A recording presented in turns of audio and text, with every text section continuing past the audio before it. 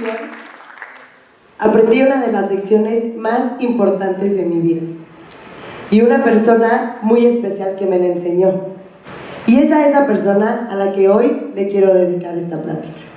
En ese sillón aprendí quién quiero ser, pero sobre todo en quién no me quiero convertir nunca. Esa persona a la que se le dedico es para Emiliano, el primer paciente que vi morir en mi vida. Desde los 14 años encontré aptitudes y amor hacia las ciencias de la salud, y desde los 14 me preparé como paramédico y empecé a estudiar medicina. Y a pesar de estar 8 años en este ámbito de la salud, nunca me había tocado ver morir a nadie. Cuando entré al internado médico, que es el internado donde haces un año de prácticas clínicas, rotas cada 2 veces por diferentes especialidades. La primera especialidad en la que me tocó rotar fue en urgencias médicas. Recuerdo esa noche en el hospital, cuando iba bajando al laboratorio a dejar unas muestras de un paciente, cuando empiezo a escuchar por todo el interfón del hospital: código azul en sala de urgencias, código azul en sala de urgencias. Código azul significa que un paciente acaba de entrar en paro cardiorrespiratorio, es decir, está luchando entre la vida y la muerte. Me fui corriendo y me encuentro con la siguiente escena: muchísimos doctores alrededor de este paciente haciendo RCP, intentando reanimarlo e intentando salvar su vida. Fue una constante entre esperanza y desesperanza, porque yo veía cómo el paciente de repente recuperaba pulso y lo volvía a perder, recuperaba pulso y lo volvía a perder. Yo veía cómo la vida de ese paciente se estaba yendo, hasta que después de varios minutos de intento, el paciente no resistió más y su corazón se paró y el paciente falleció. Obviamente, al ser una de las primeras veces que veo morir a un paciente, tampoco me había tocado dar semejante noticia a los familiares. El doctor que estaba de servicio me dijo que lo acompañara a la sala de espera, en donde yo le iba a dar la noticia a los familiares. Me encuentro con su esposa, sus 7 hijos y 3 nietos. La escena de decirle a una esposa que acaba de perder a su esposo y a unos hijos que acaban de perder a su papá fue igual de desgarradora, porque yo había sido testigo de los últimos minutos de ese paciente. Al salir de ahí, regresé a la sala de urgencias, en donde se encontraba este sillón beige. Y soy muy específica con el sillón porque nunca nada me va a hacer olvidar ningún detalle de esa noche. Me acuerdo haberme sentado y empezar a llorar desconsoladamente. Yo no podía creer que acababa de ver morir a una persona, al papá de esos 7 hijos, al esposo de esa esposa. Empecé a llorar y veo que se acerca el jefe de servicio y me dice, yo juré, la verdad, que el doctor me iba a decir: José, no te preocupes, a todos nos pasa, todos tenemos una primera vez, todos hemos visto morir a un paciente por primera vez, tranquila, no pasa nada. Pero cuando se acerca, me dice todo lo contrario. Se acerca y me dice: María José, que sea la primera y la última vez que te vea llorar en mi servicio, porque a la siguiente te corro. Lo que pasó allá adentro, lo que viste allá adentro, no era el esposo de esa señora, no era el papá de sus hijos. Lo que tú viste allá adentro fue simplemente un infarto que no pudimos sacar y que el paciente falleció, nada más. Si tú no te aprendes a despersonalizar, nunca vas a ser un buen médico. Fue la primera vez que llega la palabra despersonalizar a mi vida. El doctor que yo admiraba me estaba diciendo: si tú no pierdes lo más importante que tienes, que es tu humanidad, nunca vas a poder ser un buen médico. ¿Qué vio el doctor de Emiliano en ese momento? Lo único que el doctor vio de Emiliano en ese momento fue quitar por completo su identidad, quitar su nombre y apellido, y lo único que le pudo ver fue el nombre y apellido a la enfermedad. Ese paciente solamente era un infarto agudo al miocardio. ¿Qué vi yo en ese momento de Emiliano? Lo único que yo podía ver y no podía dejar de pensar es que yo acababa de ver morir al esposo, al hijo, al padre, al hermano, al amigo y al abuelo de alguien. Durante mucho tiempo me pregunté quién había sido el villano de esta historia, quién estaba mal.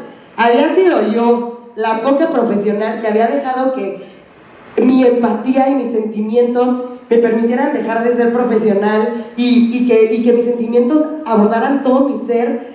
¿O había sido el doctor que había perdido por completo la identidad de este paciente y lo único que había visto de él había sido su enfermedad?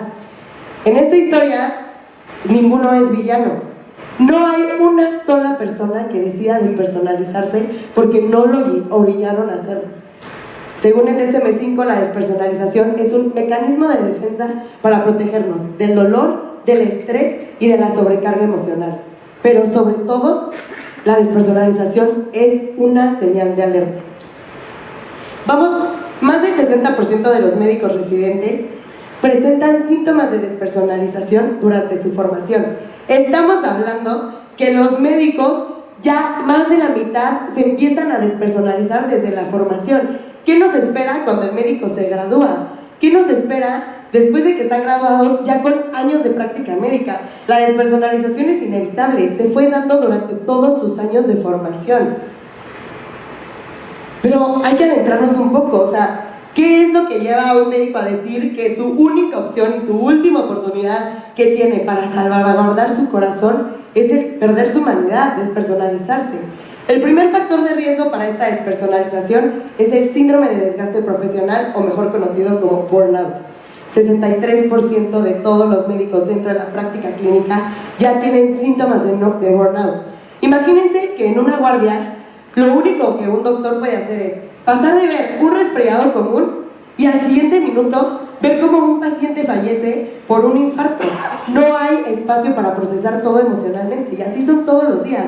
No puedes procesar lo que acabas de vivir con el paciente que acaba de pasar porque ya viene otro y porque ya viene otro. Una sobreexposición a la enfermedad, al dolor y a la muerte. Es obvio, como en todas las experiencias de la vida, que la primera vez que te sucede algo, tu cuerpo reacciona y tus sentimientos reaccionan de una manera. Mi cuerpo reaccionó y mis sentimientos reaccionaron de una manera al primer paciente que vi morir. Y es obvio que por la sobreexposición, después de ver a más de 100 pacientes muertos, ya no va a ser la misma reacción. Los médicos viven en una constante sobreexposición a la enfermedad, la muerte y el dolor. La cultura médica los orilla, porque la cultura médica tiene una narrativa que glorifica la dureza emocional. La objetividad, la distancia emocional son signos de competencia profesional. Un médico que se permite ser débil, un médico que se permite tener sentimientos, un médico que se permite ser vulnerable, es un médico que es débil, es un médico poco profesional. El sistema de salud también orilla al médico a despersonalizarse por jornadas interminables, abusos de autoridad, acoso laboral, faltas de recursos y presión por los resultados. Y esta me parece importantísima porque la expectativa que tiene el mundo y el paciente del médico también lo lleva a despersonalizarse. No solamente el médico despersonaliza al paciente, sino que es el mismo paciente que lo ha llegado a despersonalizar en un momento de necesidad.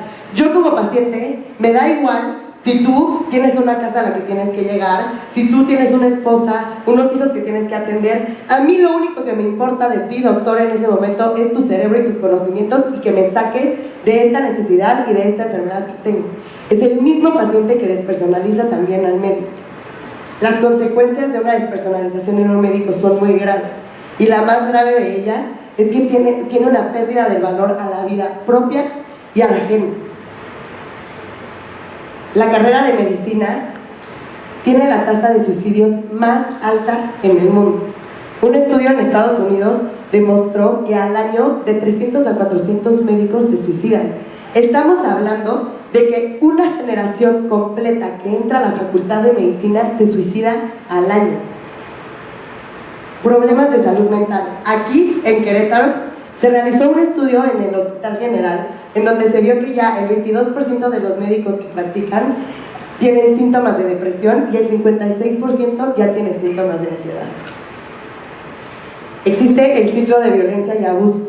A mí me hicieron, entonces yo hago también.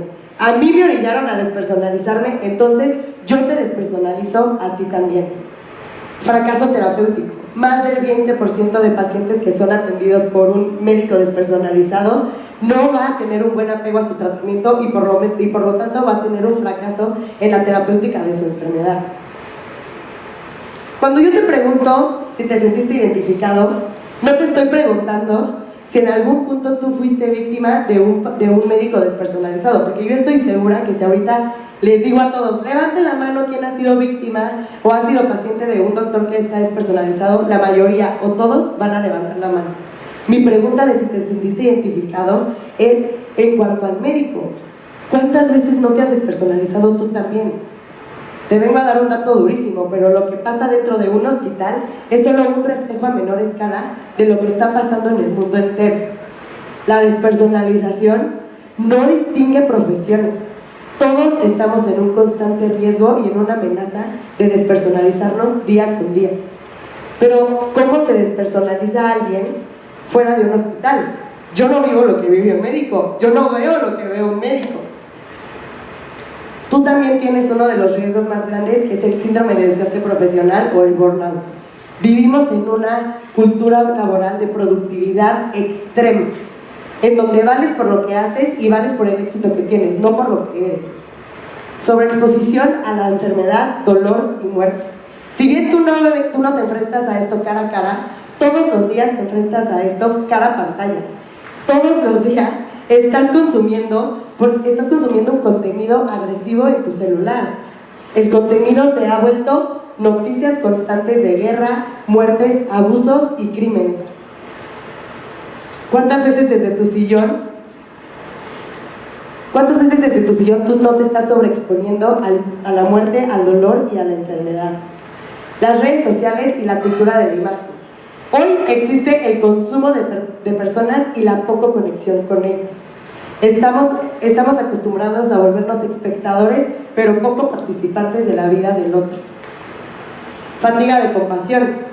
Según la ONU, 9 de cada 10 personas no responden a peticiones de crisis humanitarias. Y te voy a poner un ejemplo que seguramente tú vives muy seguido. La primera vez que tú viste una petición de donación de sangre en tu celular, te fijaste en el nombre y en el apellido de la persona que necesitaba esa sangre. Incluso, muchos de aquí seguramente levantaron la mano y fueron a donar sangre. ¿Cuántos posts, ya después de 100 posts de gente que pide sangre, te has saltado y ya ni siquiera te has preocupado por ver el nombre y el apellido de la persona que necesita la donación? Tú también estás en un constante sobreexposición y nos hemos vuelto insensibles a esta sobreexposición. Las consecuencias de la despersonalización en el mundo son gravísimas. Esta persona se despersonalizó a tal grado que llevó a miles a despersonalizarse. ¿Y qué pasó cuando miles se despersonalizaron? Deshumanizaron a una población entera. En el holocausto de la Segunda Guerra Mundial, estas personas dejaron de ser humanos y terminaron siendo números. José, ¿cómo evito una despersonalización? Primero que nada, haciendo lo que ya estamos haciendo ahorita. Identifica qué te lleva a ti a despersonalizarte. Analiza estos riesgos y ve en cuáles estás cayendo tú. Y ya que los analizaste, evítalos a toda costa. Y si tú ya te sientes despersonalizado o ya has despersonalizado a alguien, revierte. Nunca es demasiado tarde para humanizar y volverte a humanizar a otros. Estos son algunos consejos que pueden llevar a la práctica para que no se deshumanicen nunca. 1. Cultiva la empatía. Recuerda que cada persona tiene una historia, un contexto y una vida propia. Cada persona tiene un nombre, un apellido. Cada persona es hijo de alguien, esposo de alguien, abuelo de alguien, hermano de alguien. 2. Practica la autocompasión. Solemos creer que la autocompasión es lástima y que la autocompasión es mala. Pero no solo la autocompasión no es mala, sino que es necesaria. No puedes conectar con otros si estás desconectado contigo mismo. 3.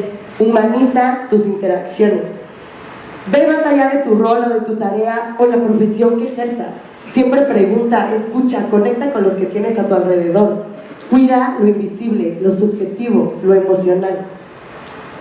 Lo más importante también es conocer y reconocer tu humanidad para conocer y reconocer la humanidad de la otra persona. Hoy te invito a frenar la cadena. Ya vimos lo que pasa cuando un médico se despersonaliza. Por consecuencia, despersonaliza al paciente también. Ya vimos lo que pasa cuando tú te despersonalizas. Por consecuencia, despersonalizas al otro también. ¿Y qué pasa cuando miles de millones de personas nos despersonalizamos al mismo tiempo? Se deshumaniza al mundo. Yo en ese sillón aprendí una lección que quiero que te lleves para siempre. Que nada ni nadie te haga perder lo más importante que tienes, tu humanidad. Muchas gracias.